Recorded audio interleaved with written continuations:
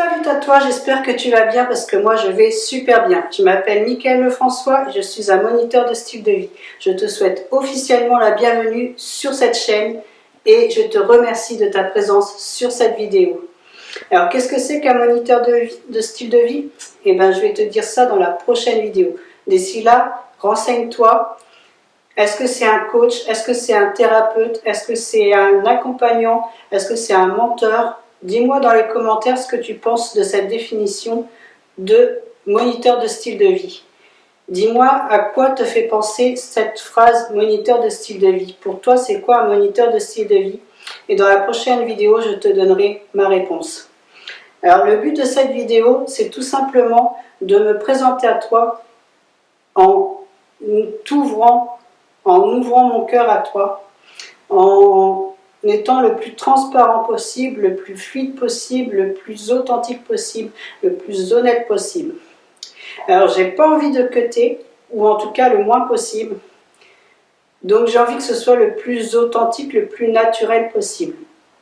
Donc, il y a des moments, je vais regarder en bas pour savoir où j'en suis, parce que j'ai mes notes, afin de ne rien louper de ce que j'ai à te dire là, tout de suite, là, maintenant. Donc il y a des moments je vais regarder pour être sûr de rien oublier. Et j'ai pas envie de cutter, j'ai envie que ce soit, comme je te dis, le plus simple, le plus naturel possible. Alors comme je te dis, le but de cette vidéo, ça sera de me présenter à toi comme un livre ouvert en fait, à cœur ouvert. Donc c'est très simple, je vais te parler un petit peu de mon histoire, de mon parcours, de mon vécu, de mes expériences. Et dans les prochaines vidéos, je t'expliquerai mon métier, ce que j'apporte, ma société, etc. Mais là, tout d'abord, dans cette vidéo, je tiens à me présenter à toi de manière la plus simple possible, de façon que toi, à travers cette caméra, à travers cette vidéo, tu puisses te reconnaître en moi et te dire « Ah ouais, c'est très intéressant parce que je vis la même chose, tu vois ». Donc tout d'abord, moi, mon histoire, c'est très simple, je suis un ancien timide. Donc en fait, ce qui s'est passé, c'est que j'ai fait mon parcours scolaire classique, normal en fait, de la maternelle jusqu'au collège. Et donc en maternelle et en primaire, de ce que j'ai en souvenir, tout se passait super bien, je parlais avec les gens, je rigolais, j'avais des amis, etc. etc. Enfin, c'était l'insouciance de l'enfant, mais voilà, j'étais bien, j'étais heureux et tout. Et tout a commencé lors de mon arrivée au collège, parce que déjà, bon, bah, faut savoir que quand on est le plus grand de sa, enfin, pas de sa classe, mais la plus grande classe dans son école, et qu'on voit les petits d'en bas, en fait, et quand on change, on arrive au collège et c'est nous qui devenons les plus petits. Il faut savoir que c'est pas toujours évident de s'adapter et puis le fonctionnement du collège est un petit peu différent de la primaire, donc c'est pas évident toujours à s'orienter, à se repérer et s'adapter par rapport à ça. Donc voilà, ce qui s'est passé, c'est que comme je te dis, je suis un ancien timide et ma timidité, elle est venue dès mon entrée au collège. Tout simplement pourquoi? Parce que pendant les grandes vacances, j'ai rencontré une fille, je suis tombée amoureux, etc. Enfin bref, c'était les petites amourettes de gaminerie, quoi. Mais voilà, je pensais vraiment que ça allait durer et justement, je l'ai revue à ma rentrée au collège. Mais on n'était pas dans la même classe, mais on était déjà dans le même collège, donc c'était déjà cool. Et pour moi, je me disais, bon, bah, ça va continuer comme ça c'était pendant les grandes vacances. Sauf que eh ben, le jour de la rentrée de mon collège, enfin quelques jours après, cette fille-là m'a plaquée parce que justement, j'étais mal habillée à l'époque, j'avais des affaires vraiment trop courtes, j'avais un style vestimentaire qui ne s'accordait pas, le haut et le bas, c'était pas aligné, enfin bref, c'était n'importe quoi. Donc c'est pour ça que je lui en veux pas aujourd'hui, parce qu'elle a eu raison et ça m'a fait un déclic en fait, le fait de cette rupture, mais ça m'a amené aussi à cette timidité. Donc tu l'auras compris, le thème de cette chaîne, ça parlera officiellement de timidité, de confiance en soi, de peur du regard et du jugement des autres. Voilà en gros le thème principal de la chaîne, mais ça je reviendrai dans les prochaines vidéos. Là je vais un peu te raconter un petit peu mon parcours. Donc comme je te dis, à mon adolescence du coup, à mon entrée au collège, et ben, je me suis tellement fait moquer de moi, je me fais rire de moi en fait, par rapport à mon style vestimentaire, que je me suis renfermée sur moi-même. Et donc du coup, je suis devenue très timide, très pudique, très renfermée, très coincée, on va dire, parce que j'arrivais pas à aller vers les autres, parce qu'à chaque fois, c'était toujours des moqueries, et donc j'ai pas pu supporter. Donc durant toutes mes années scolaires, tous mes années collège en tout cas, je me réfugiais au CDI de mon école, donc au centre d'information et de documentation du collège, donc la bibliothèque du collège en fait. Parce que pour moi c'était plus simple, c'était mon cocon, mon univers, et je me suis enfermée dans ma bulle en fait tout simplement. Et pareil quand c'était les vacances ou les week-ends, je sortais pas de ma chambre, j'écoutais la musique et voilà, je voulais parler à personne parce que pour moi, encore une fois, c'était mon univers, mon petit cocon et c'était là que j'ai été le plus rassurée.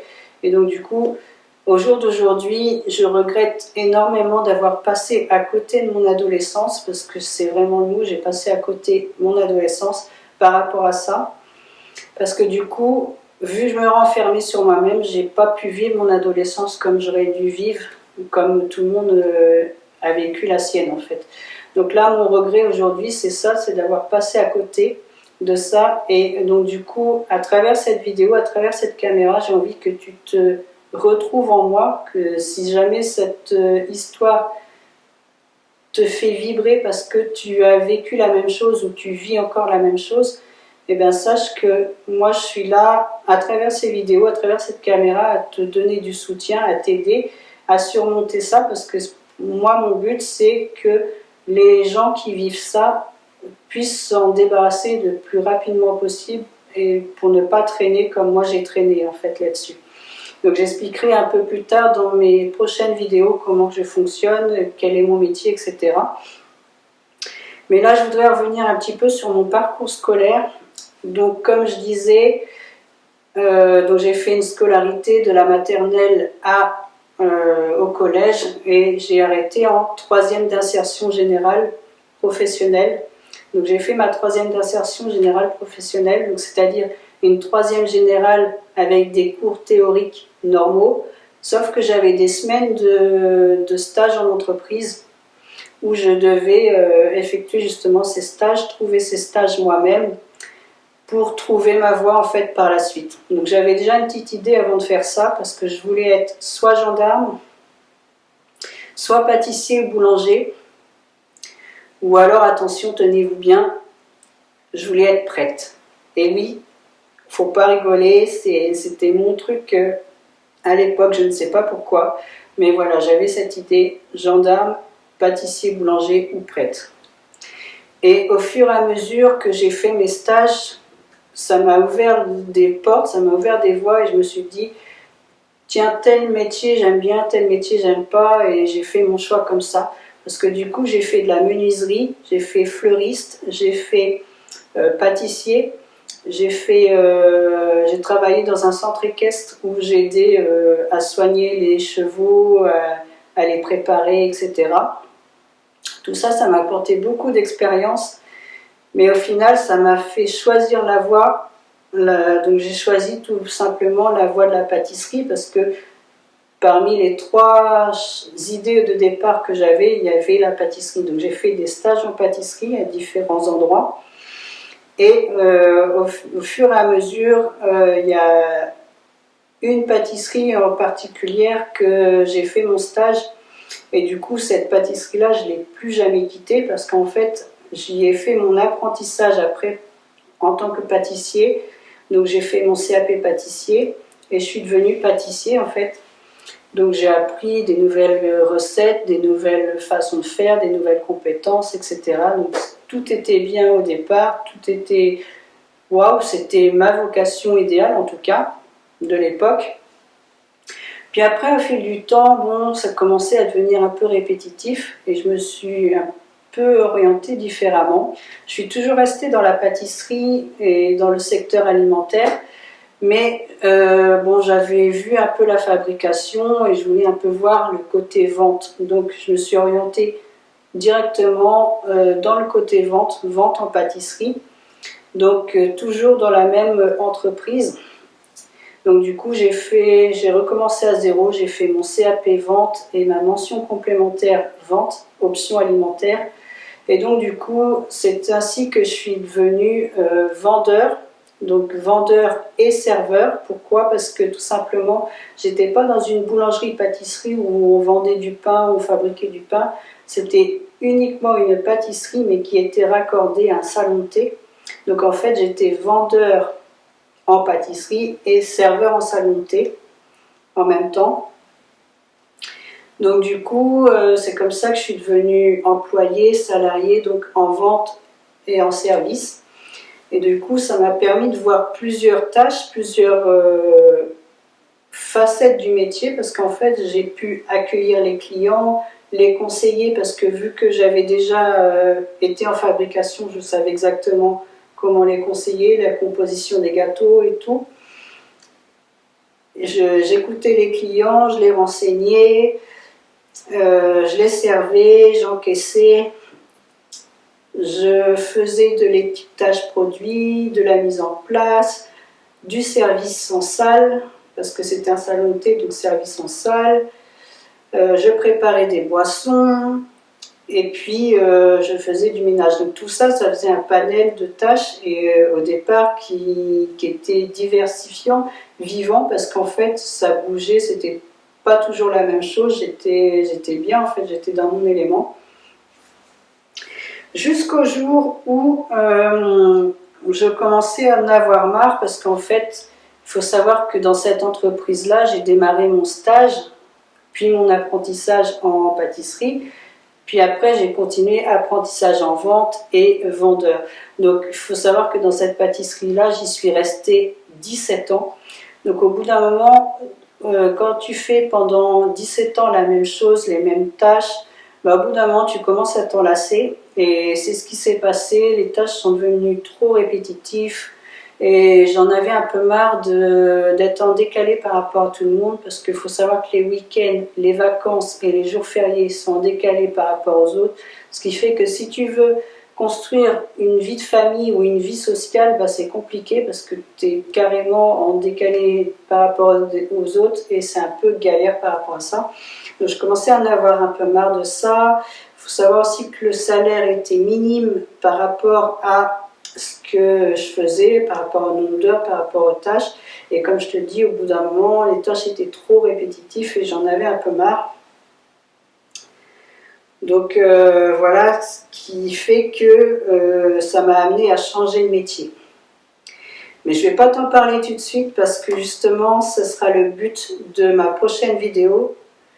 Donc je vais t'expliquer dans la prochaine vidéo mon nouveau métier, comment je suis arrivée à ce nouveau métier, la définition de moniteur de style de vie, comme je te disais en début de vidéo. Mais voilà, là pour aujourd'hui, c'était la présentation de mon histoire, mon vécu, mes expériences, afin que tu puisses te reconnaître si jamais tu as vécu un parcours similaire en tout cas. Et voilà, je te souhaite un bon succès, une bonne réussite, de bons résultats à toi. Si cette vidéo te parle, je t'invite à liker cette vidéo pour mieux me référencer parce que c'est comme ça que je vais me faire connaître. Si tu souhaites partager cette vidéo parce que tu sens que des personnes de ton entourage ont envie de savoir mon histoire et de se reconnaître dans mon histoire, je t'invite à partager tout simplement. Si tu as des commentaires, n'hésite pas à répondre, à commenter. Si tu as des questions, des remarques, des suggestions, des anecdotes ou si tu veux rebondir sur quelque chose par rapport à ce que j'ai dit, n'hésite surtout pas à commenter. Je lis tous les commentaires, je réponds à tout le monde à partir du moment où c'est des commentaires bienveillants, positifs et constructifs, parce que tout ce qui est commentaires haineux, rageux, injurieux ou raciste, c'est même pas la peine, je ne les lirai pas, ça serait next et je passerai au suivant. Voilà, c'était Michael Lefrançois. Donc la prochaine vidéo, comme je te dis, ça parlera de mon métier, de mon nouveau métier, comment j'ai réussi à changer de métier, comment ce métier m'est apparu à moi. Donc n'hésite pas à t'abonner si jamais ce contenu te plaît. Clique sur la petite cloche pour être notifié de mes prochaines vidéos. Comme ça, tu sauras quand je sors des nouvelles vidéos. Mais voilà, c'était un petit peu une vidéo courte pour me présenter à cœur ouvert. Et sache que j'ai envie que ce soit le plus naturel et authentique possible, comme je t'ai dit en début de vidéo. Donc voilà, je te dis à tout de suite de l'autre côté dans une autre vidéo. Et d'ici là, prends soin de toi, prends soin de tes proches. Sois heureux parce que c'est contagieux, car en ce moment, on a besoin d'être heureux, on a besoin d'amour. Et je te dis à bientôt. Ciao!